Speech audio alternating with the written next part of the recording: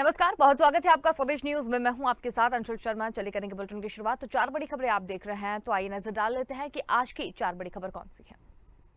पहली बड़ी खबर रुक करेंगे, जहां पर सुप्रीम कोर्ट में ज्ञानव्यापी केस को लेकर मस्जिद कमेटी की याचिका पर आज सुनवाई हो सकती है, जिसमें वाराणसी कोर्ट के सर्वे के आदेश के खिलाफ शीर्ष अदालत पर पहुंचा है मुस्लिम पक्ष। दूसरी बड़ी खबर हम लेंगे, जहां पर सीएम शिवराज सिंह चौहान मिशन नगरोदय का आज शुभारंभ करने जा रहे हैं। प्रदेश के सभी नगरीय निकायों में कार्यक्रम होगा। 21,000 करोड़ से अधिक के कार्यों का लोकार्पण और भूमि पूजन भी होगा। तीसरी बड़ी खबर हम लेंगे, जहां पर गुना पुलिस ने पुलिसकर्मियों के हत्यारे और एक आरोपी को एनकाउंटर में ढेर कर दिया है। आपको बता दें कि अब तक 3 आरोपी एनकाउंटर में मारे जा चुके हैं। और चौथी और अंतिम बड़ी खबर मिलेंगे, जहां पर चारधाम यात्रा अव्यवस्थाओं के बाद बारिश बाधा बनी है। बद्रीनाथ धाम जाने वाले यात्रियों को रास्ते में रोका गया है। इधर यात्रा में अब तक 39 तीर्थयात्रियों की मौत हो चुकी है। पहली बड़ी खबर की ओर रुक करेंगे, जहां पर वाराणसी में ज्ञानव्यापी मस्जिद परिसर में सर्वे कराने के वाराणसी कोर्ट के आदेश के खिलाफ मुस्लिम पक्ष ने सुप्रीम कोर्ट में याचिका दायर की। अंजुमन मस्जिद कमेटी की याचिका पर शीर्ष अदालत दोपहर 1 बजे इसकी सुनवाई करेगी। मामले की सुनवाई जस्टिस डीवाई चंद्रचूड़ और जस्टिस पीएस नरसिम्हा की बेंच करेगी। मुस्लिम पक्ष ने सर्वे पर रोक लगाने के लिए हाईकोर्ट में भी अपील की थी, जिसे खारिज कर दिया गया है और इसके बाद सुप्रीम कोर्ट में याचिका दायर की गई है। इधर कल सर्वे पूरा होने के बाद हिंदू पक्ष द्वारा बाबा भोलेनाथ के दावे किए गए हैं, जिसको लेकर पूरे देश में राजनीति गरमाई हुई है। आपको बता दें कि सर्वे की रिपोर्ट वाराणसी कोर्ट को कल टीम इसकी सौंपेगी और जिसके बाद सच से पर्दा हटेगा। फिलहाल आज सुप्रीम कोर्ट के फैसले का सभी देशवासियों को बेसब्री से इंतजार भी है।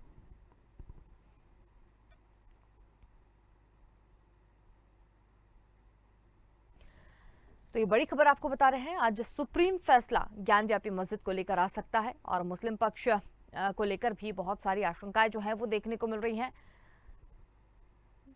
डीवाई चंद्रचूड़ और जस्टिस इसकी आज सुनवाई कर सकते हैं। ज्ञानव्यापी सर्वे का ये मामला हम आपको बता रहे हैं, जहां पर इंतजामिया मस्जिद कमेटी के सर्वे प्लेसेस ऑफ वर्शिप 1991 के लिए यहाँ पर कहा गया है। इसके लिए सोमवार को वाराणसी कोर्ट के आदेश के बाद 3 दिन में कल पूरा मस्जिद का सर्वे हो चुका है। कल वाराणसी कोर्ट में पेश होगी सर्वे की रिपोर्ट। तो साथ ही आपको बता दें कि हिंदू पक्ष ने भगवान भोलेनाथ के शिवलिंग मिलने का दावा किया था। मुस्लिम पक्ष ने इस दावे को सिरे से खारिज कर दिया है। तो ज्ञानव्यापी सर्वे के खिलाफ आज सुप्रीम कोर्ट में सुनवाई होगी। इंतजामिया मस्जिद कमेटी के सर्वे को प्लेसेस ऑफ वर्शिप एक्ट 1991 का उल्लंघन साफ तौर पर बताया गया है। तो ज्ञानव्यापी पर आज सुप्रीम सुनवाई होने जा रही है। कल इसका सर्वे जो है वो पूरा हो चुका है। हिंदू पक्ष ने शिवलिंग मिलने का दावा किया, तो वहीं मुस्लिम पक्ष ने इस दावे को सिरे से खारिज कर दिया है। ज्यादा जानकारी के लिए यूपी एडिटर अखिल सिद्दीकी हमारे साथ यहाँ पर जुड़ गए हैं। जी अखिल जी, ज्ञानव्यापी का जो मामला है ये काफी गरमाया हुआ है और हिंदू पक्ष का कहना है कि शिवलिंग वहां पर मिला है और मुस्लिम पक्ष ने इसे सिरे से खारिज कर दिया है और इस पर सुप्रीम फैसला जो है वो आने वाला है। देखिए, अगर वहाँ के वाराणसी की जो डीएम है कौशलराज शर्मा, उनके अगर कहने के मुताबिक अगर मानी जाए तो उन्होंने तो साफ कहा है कि ज्ञानव्यापी मस्जिद का जो सर्वे है वो पूरा कर लिया गया है और अब उसे 17 मई यानी आज अदालत में जब तक कमीशन की रिपोर्ट को कोर्ट का जवाब नहीं जाता है तब तक कोई कार्रवाई नहीं होगी। यानी सभी पक्ष बड़े संतुष्ट होके गए हैं। डीएम ने ये भी देखिए कहा था कि 17 मई को जो सर्वे रिपोर्ट होगी उसे पेश होने के बाद ही कोर्ट का जो फैसला है वो आएगा। अब उन्होंने ये भी कहा कि किसी की निजी की बात जो है वो राय पर किसी को ध्यान नहीं देना चाहिए, आवश्यकता है। यानी इसके साथ साथ उन्होंने कहा आगे को किसी सदस्य को ज्ञानव्यापी मस्जिद के जो सर्वे का जो ब्यौरा का जो खुलासा है वो नहीं किया गया है। यानी एक सदस्य को भी कहा गया था कि कुछ देर के लिए उनको हटाया गया था आयोग से, उसके बाद फिर से जोड़ दिया गया। यानी जो सर्वे हुआ है उस रिपोर्ट को कहीं ना कहीं लूपलाइन में रखा गया है, उसको कहीं भी लीक नहीं किया गया है। लोग जो बयान दे रहे हैं वो अपने हिसाब से दे रहे हैं, उनका निजी राय होगा। तो डीएम का साफ कहना था कि हमने जो रिपोर्ट बनाई है उस रिपोर्ट को कोर्ट में पेश करेंगे और कोर्ट 17 मई यानी आज उस पर जब पेश हो जाएगा तो उससे फैसला लेगा और किसी के निजी राय को नहीं मानना चाहिए। हालांकि अगर दूसरे पक्ष की हम बात करें तो उन्होंने देखिए कहा, जो अधिवक्ता है हिंदू पक्ष के सुधीर त्रिपाठी ने, उन्होंने तो सबसे साफ कहा कि उसके बारे में मैं जो साक्ष्य उसके बारे में बताना नहीं बताऊंगा जब तक न्यायालय में दाखिल ना हो जाए। साथ ही उन्होंने देखिए ये भी कहा था कि सवाल पर कहा कि काशी की नगरी में थोड़ा नारियल या चढ़ावा देने से बाबा दिखाई नहीं देते हैं। ऐसे में उन्होंने कहा कि सबसे बड़ी बात यह है कि बिना किसी बांधा के कमीशन की जो रिपोर्ट है, कार्रवाई है, वो कोर्ट द्वारा नियुक्त जो विशेष सहायक आयुक्त हैं एडवोकेट विशाल सिंह, उन्होंने जल्द से जल्द अपनी रिपोर्ट देने का प्रयास किया है। हालांकि हिंदू पक्ष का जो दावा है वो काफी बड़ा दावा है। उनका कहना है कि ज्ञानव्यापी परिषद में जो सर्वे हुआ है उसमें उसके बाद जो बाहर जो बताया जा रहा है कि एक कुआं भी है, अंदर शिवलिंग मिला है, उसके बाद वहां पर जो शिवलिंग के प्रोटेक्शन है उसे सिविल कोर्ट लिया जा रहा है। उन्होंने देखिए सोहनलाल यारशकर का जो है सोहनलाल आज ने वो भी काफी देर उन्होंने मीडिया से जो बात की थी, उन्होंने कहा था कि कमीशन के सर्वे पूरे होने के बाद हमने निर्णायकपूर्ण जो सबूत है वो मिल गए हैं। इसके साथ साथ उन्होंने कहा कि नंदी के पास बाबा मिले हैं, जिन खोजा तिन पाई, एक कहावत उनका है कि जिन खोया तिन पाई, और इसके साथ साथ मतलब जिसकी तलाश की गई थी उसे हमने उससे ज्यादा अधिक मिल गई है। तो ये उनका कहना है कि इतिहासकारों ने जो अपने किताबों में लिखा था वहां वो सही था। और इसके साथ साथ उन्होंने ये कहा कि पश्चिमी जो दीवार है उसके पास 15 फीट ऊंचा मलबा है, उसका सर्वे की उन्होंने मांग उठाई है। हालांकि पूरे घटनाक्रम जो भी 3 दिन में हुए हैं, जो सर्वे हुए हैं, जो रिपोर्ट बनाई गई है और जो सवाल उठाए जा रहे हैं दोनों पक्ष की तरफ से, उस पर अब आज फैसला होगा। हालांकि देखिए मुस्लिम पक्ष की बात करें तो उन्होंने साफ तौर पे कहा है कि जहां पर जो शिवलिंग की बात की जा रही है वो एक फव्वारा है पानी का, जहां पर वजू लोग करते हैं, उसके बीच में फाउंटेन बनाया गया था। वो फाउंटेन बड़ा बनाया गया था, उसको उनका कहना है कि वो कुआं है और कुएं में शिवलिंग है। तो दोनों पक्षों की बात सुनी जाएगी आज और उस पर फैसला होगा। हालांकि डीएम ने साफ कहा है कि दोनों पक्ष संतुष्ट हैं सर्वे से और हम रिपोर्ट सौंपेंगे तब कोर्ट फैसला करेगी। हालांकि जो रिपोर्ट वहां अंदर बनाएगी उसे बाहर लीक नहीं किया गया है, लेकिन अब हिंदू पक्ष ने जिस तरह अपने याचिका जो बाहर आके मीडिया से बोले वो उनकी निजी राय बता रहे हैं। हालांकि इन सभी घटनाक्रम को देखिए कोर्ट अब उस पर कहीं ना कहीं निगाह बनाई हुई है और आज फैसला करेगी। इसके अलावा अगर हम बात करें कि पूरे देश की भाई प्रदेश के साथ साथ पूरे देश की यहाँ पर कहीं ना कहीं कोर्ट पे अब निगाहें टिकी हुई कि 17 मई को जो कोर्ट फैसला जो सुनाएगा उस पर क्या कुछ खास हो सकता है। हालांकि इसके अलावा अगर सुरक्षा व्यवस्था की बात करें तो 2 किलोमीटर के दायरे में पूरी तरीके से फोर्स को तैनात कर दिया गया है। ज्ञानव्यापी मस्जिद के आसपास की फोर्स जो है वो तैनात है। इसके अलावा अतिरिक्त फोर्स भी लगाया गया और जिम्मेदार अधिकारी को वहां पर जिम्मेदारी दी गई है। जिस तरह सर्वे हुआ, सर्वे रिपोर्ट के आज फैसला जो आना है। हालांकि अब देखना होगा कि कोर्ट क्या कुछ फैसला करता है, किन तख्तों पर, किन आधारों पर फैसला करता है। जो सर्वे रिपोर्ट सौंपी गई है वो कोर्ट मानता है या दोबारा सर्वे कराता है या उसी सर्वे के आधार पर फैसला सुनाता है। तो इन तमाम चीजों को लेकर आज कोर्ट अपनी कहीं ना कहीं समीक्षा करेगी। समीक्षा करने के बाद वो फैसला सुनाएगा।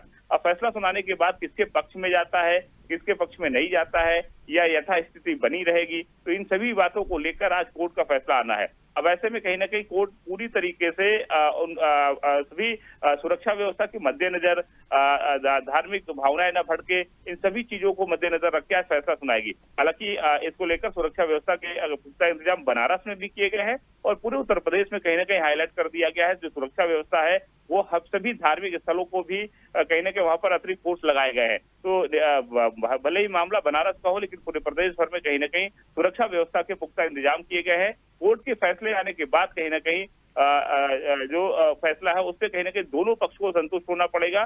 दोनों पक्ष अगर संतुष्ट होते हैं तो कहीं ना कहीं वो सौदाएं भी बने रहेंगे, आपसी भाईचारा भी बना रहेगा और उसके बाद कहीं ना कहीं एक मैसेज अच्छा जाएगा। तो शासन और प्रशासन भी चाहती है कहीं ना कहीं सुरक्षा व्यवस्था या लाइन ऑर्डर में कोई कमियां ना आए, इसको लेके डीजीपी को भी निर्देश दे दिया गया। बिल्कुल, बहुत धन्यवाद अखिल, जो हमारे साथ में जुड़ने के लिए, तमाम जानकारी हमारे साथ में साझा करने के लिए। तो ये बड़ी खबर आपको बता रहे हैं, ज्ञानव्यापी मस्जिद को लेकर आज सुप्रीम फैसला जो है वो हो सकता है। दोनों ही पक्ष कहीं ना कहीं इस सर्वे से संतुष्ट नजर आ रहे हैं। अगली खबर की ओर करेंगे भोपाल से, जहां पर सीएम शिवराज आज मिशन नगरोदय का शुभारंभ करेंगे। प्रदेश के सभी नगरीय निकायों के में इसका कार्यक्रम होगा। 21,000 करोड़ से अधिक के कार्यों का लोकार्पण और भूमि पूजन भी होगा। हितग्राहियों को सिंगल क्लिक के माध्यम से राशि का वितरण किया जाएगा। इसके साथ ही कार्यक्रम में मुख्यमंत्री शासकीय योजनाओं के हितग्राहियों से भी संवाद करेंगे। अमृत 2.0 और स्वच्छ भारत 2.0 की कार्य योजना की भी शुरुआत की जाएगी। तो मिशन नगरोदय का आगाज आज से होने जा रहा है। प्रदेश के सभी नगरीय निकायों में इसकी शुरुआत की जा रही है। 21,000 करोड़ से अधिक के कार्यों का लोकार्पण और भूमि पूजन भी होगा। इसके साथ ही हितग्राहियों को सिंगल क्लिक के माध्यम से राशि का वितरण भी किया जाएगा।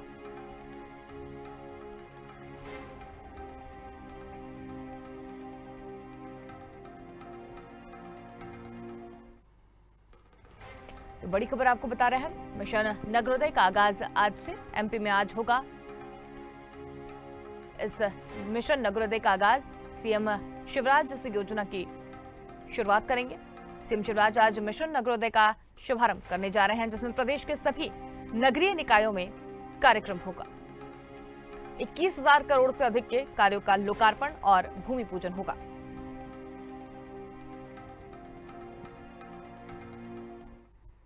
कार्यक्रम में मुख्यमंत्री शासकीय योजनाओं के हितग्राहियों से संवाद भी करेंगे। अमृत 2.0 और स्वच्छ भारत मिशन 2.0 की कार्य योजना की शुरुआत होगी। एमपी में आज मिशन नगरोदय का आगाज किया जाएगा। और ज्यादा जानकारी के लिए संवाददाता विवेक राणा हमारे साथ यहां पर जुड़ गए हैं। जी विवेक, नगरीय महोत्सव का शुभारंभ जो है उसका आगाज आज से किया जा रहा है, क्या कुछ अधिक जानकारी?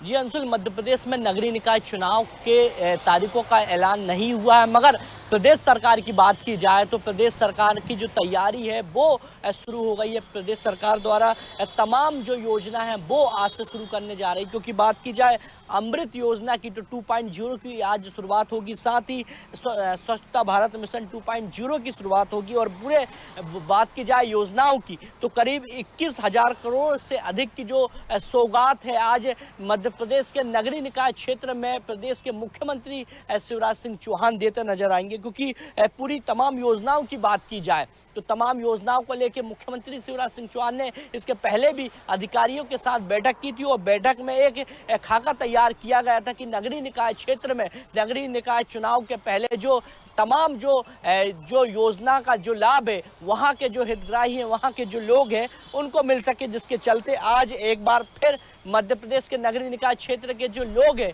उनको प्रदेश सरकार एक बड़ी सौगात देने जा रहा है। जी बिल्कुल, हितग्राहियों को सिंगल क्लिक के माध्यम से राशि का वितरण भी जो है वो इस बार किया जा रहा है। तो कितने हितग्राही जो है वो लाभान्वित होते हुए नजर आएंगे विवेक?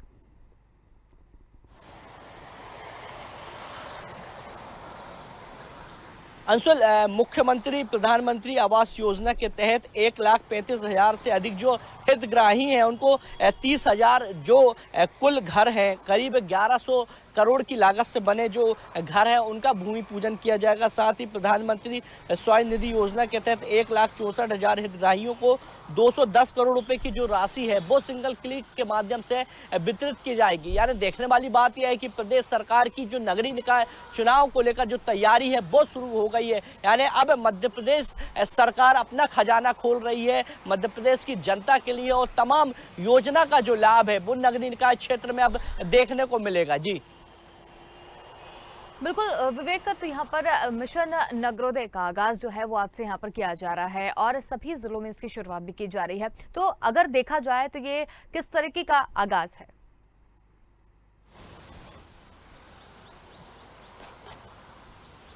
बिल्कुल, आगाज की बात की जाए तो नगरीय निकाय चुनाव के तारीखों का ऐलान तो नहीं हुआ है अंशुल, मगर प्रदेश सरकार का जो खजाना है वो प्रदेश की जनता के लिए खुल गया है। क्योंकि बीते एक दिन पहले की बात की जाए तो बीते एक दिन पहले भी मुख्यमंत्री शिवराज सिंह चौहान ने तमाम योजना का लाभ दिया था और आज बड़ी बड़ी योजनाओं का जो लाभ है वो मध्य प्रदेश के नगरीय निकाय क्षेत्र के जो हितग्राही हैं, जो लोग हैं उनको कहीं ना कहीं मिलते नजर आ रहा है। और साथ ही बात की जाए कल की तो कल फिर एक प्रदेश सरकार का एक बड़ा कार्यक्रम है। देखने वाली बात है कि लगातार 3 से 4 दिन तक प्रदेश के मुख्यमंत्री शिवराज सिंह चौहान तमाम योजनाओं का जो लाभ है वो नगरीय निकाय क्षेत्र के लोगों को देते नजर आएंगे। क्योंकि मध्य प्रदेश में 24 मई के बाद संभावना लग रही कि मध्य प्रदेश में पंचायत चुनाव या नगरीय निकाय चुनाव हो सकते हैं, मगर सूत्रों से जो खबर आ रही कि नगरीय निकाय चुनाव है वो मध्य प्रदेश में 24 मई के बाद कभी भी चुनाव हो सकते हैं, जिसको लेकर प्रदेश सरकार की जो तैयारी है वो शुरू हो गई। प्रदेश सरकार द्वारा जो खजाना है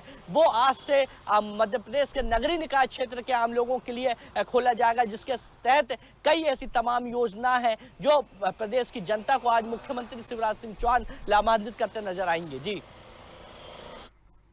चलिए विवेक, बहुत धन्यवाद हमारे साथ में जुड़ने के लिए, तमाम जानकारी हमारे साथ में साझा करने के लिए। तो एमपी में आज मिशन नगरोदय का आगाज होने जा रहा है और सिंगल क्लिक के माध्यम से कई हितग्राहियों को राशि का वितरण भी किया जाएगा।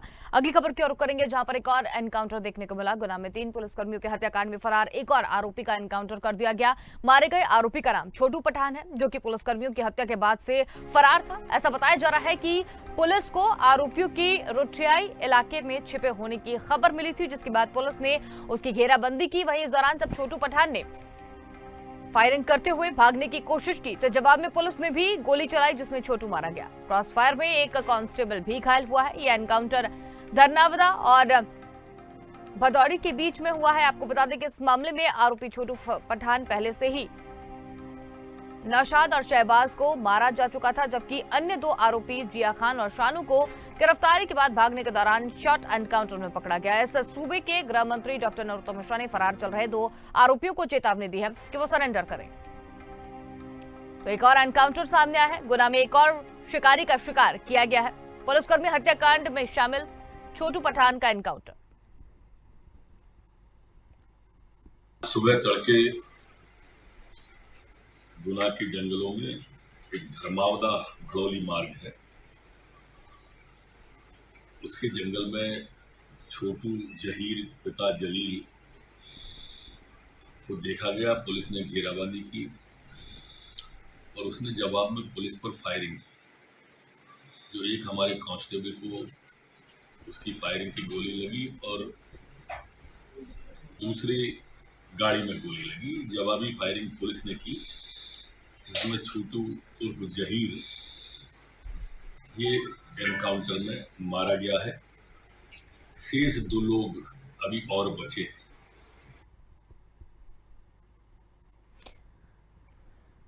तो हमारे साथ इसी खबर पर लोकेंद्र कुमार ज्यादा जानकारी के लिए जुड़ गए हैं। जी लोकेंद्र, एक और शिकारी का शिकार किया गया है, एनकाउंटर में छोटू पठान मारा गया है, क्या कुछ अधिक जानकारी?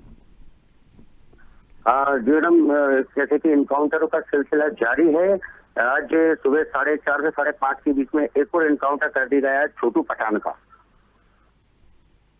जी, ये इनकाउंटर धरनावदा और पटौदी के बीच हुआ था और पुलिस को जानकारी मिली थी सवेरे 4:30 के लगभग कि पटौदी राजस्थान की ओर भागने की कोशिश कर रहा था। सूचना मिलते ही टीम तुरंत सर्चिंग की टीम तत्काल वहां पहुंची और मुठभेड़ आमने सामने हुई है। इसमें छोटू पठान का इनकाउंटर कर दिया गया है। बिल्कुल लोकेंद्र, लेकिन जिस तरीके से धरनावदा और पौड़ी के बीच एनकाउंटर यहाँ पर हुआ है और इनकी सूचना भी यहाँ पर मिली गई थी, लेकिन अभी भी कुछ आरोपी जो है वो शायद फरार बताए जा रहे हैं। जी, अभी पुलिस प्रशासन द्वारा सरेंडर करने की बात की जा रही है, मगर कोई भी आरोपी इसके पक्ष में नहीं है। अभी लगभग पुलिस द्वारा 8 से 10 आरोपी बताए जा रहे हैं, जिसमें 3 का इनकाउंटर और 1 का हाफ इनकाउंटर कर दिया गया है, जिसके पैर में गोली मारी गई थी कल। बिल्कुल लोकेंद्र, लेकिन फरार चल रहे आरोपियों की बात करें तो डॉक्टर नरोत्तम मिश्रा ने साफ तौर पर कह दिया है कि अब वो आकर सरेंडर करें। जी, सिलेंडर की बात काफी परसों से ही की जा रही है, मगर कोई भी आरोपी सिलेंडर के पक्ष में नहीं है। तो मुठभेड़ के दौरान एक और जो कांस्टेबल की भी जो है वो यहाँ पर उन्हें गोली लगी है, उस बारे में क्या जानकारी? उनको अरुण लोक स्वास्थ्य केंद्र में भर्ती कराया गया है, उनका इलाज चल रहा है वहाँ पर। चलिए, बहुत धन्यवाद हमारे साथ में जुड़ने के लिए, तमाम जानकारी हमारे साथ में साझा करने के लिए। तो बड़ी खबर आपको बता रहे हैं, मुठभेड़ के दौरान एक कांस्टेबल भी घायल हुआ है।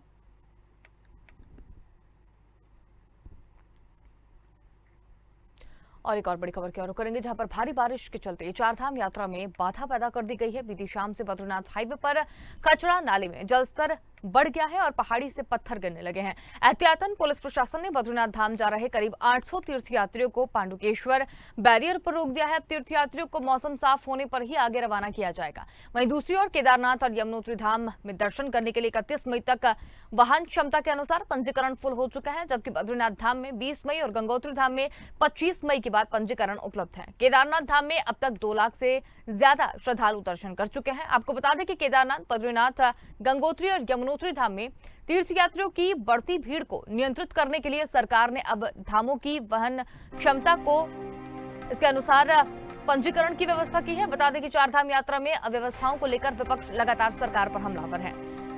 कांग्रेस अव्यवस्थाओं को लेकर सरकार पर सवाल खड़े कर रही है। वहीं यात्रा के दौरान अब तक 39 यात्रियों की मौत हो चुकी है।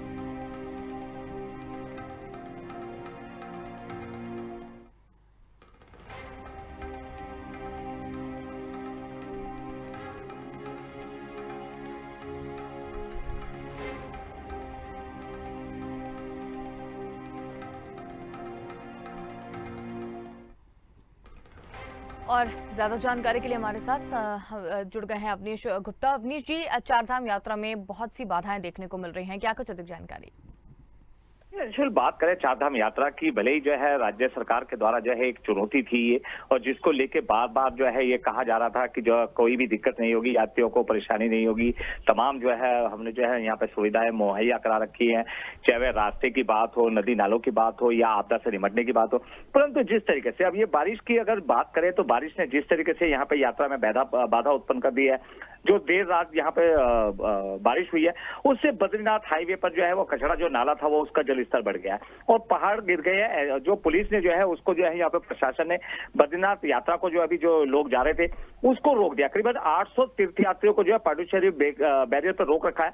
और जो यात्रा जब अभी कहा जा रहा है कि जो यात्रा जब जिस तरीके से रास्ता साफ हो जाएगा तो यात्रा को सुचारू कर दिया जाएगा। इससे एक बात साफ है कि जिस तरीके की अगर बात करें, आपदा की बात करें, सबको पता है पूर्वानुमान होता है, मौसम विभाग लगातार जो है यहाँ पे चेतावनी भी दे रहा है, उसको लेके कहीं ना कहीं व्यवस्थाएं नजर आ रही हैं। जी अंशुल। बिल्कुल अवनीश जी, लेकिन अगर यात्रा की बात करें तो अब तक 39 तीर्थयात्रियों की मौत भी हो चुकी है। शासन प्रशासन की क्या व्यवस्था है आगे कि इस तरीके की कोई भी अप्रिय घटना ना हो? जी देखिए अंशुल, यहाँ पे लगातार मौसम जो मंदिर समिति के अध्यक्ष भी अजेंद्र, उनसे भी लगातार बात हो रही है। उनका भी कहना था कि जो ये यात्रा है वो सुचारू है, व्यवस्थाएं सारी सुचारू रूप से हो रखी है और ये जो बाधा पड़ रही है ये जो है दैविक है, इसमें कोई जो किसी इंसान के द्वारा करी हुई नहीं है। और जिस तरीके से तीर्थयात्रियों की बात करें, लगातार तीर्थयात्री यहाँ पे जो है बढ़ोतरी हो रही है और जो रजिस्ट्रेशन है वो 31 मई तक जो है वो पूरी तरीके से जो हाउसफुल है और कोई भी यात्रियों के जो है रजिस्ट्रेशन नहीं किए जा रहे हैं। इसको लेके क्योंकि व्यवस्था की बात करें तो जिस तरीके से यात्रियों के रजिस्ट्रेशन हो रहे हैं, उनको एक जो क्षमता है उसी क्षमता के अनुसार जो है यहाँ यात्रियों को जो है बुलाया जा रहा है और दर्शन के लिए भेजा जा रहा है। जी बिल्कुल, लेकिन चारधाम यात्रा में अव्यवस्थाओं के बाद जो बारिश है वो भी बाधा बनी हुई है, उसमें क्या कुछ अधिक जानकारी?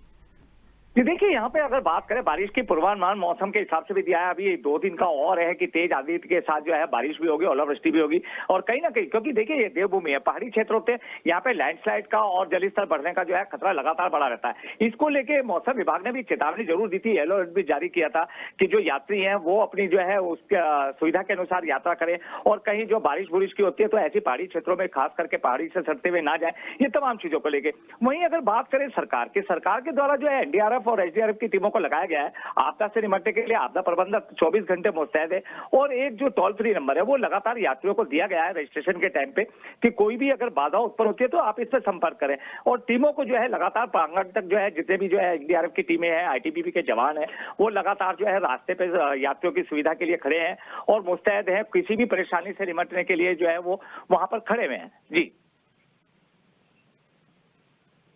तमाम जानकारी हमारे साथ में साझा करने के लिए। तो आपको बता दें कि चारधाम यात्रा में बारिश जो है वो बाधा बनी हुई है। अब तक 39 तीर्थयात्रियों की मौतें हो चुकी है। सरकार लगातार शासन प्रशासन जो है वो काम कर रहा है। चारधाम यात्रा में अव्यवस्थाओं के बाद अब बारिश जो है वो कहीं ना कहीं बाधा बनी हुई है। बद्रीनाथ धाम जाने वाले यात्रियों को रास्ते में रोका गया है। अब तक 39 तीर्थयात्रियों की मौतें भी हो चुकी हैं।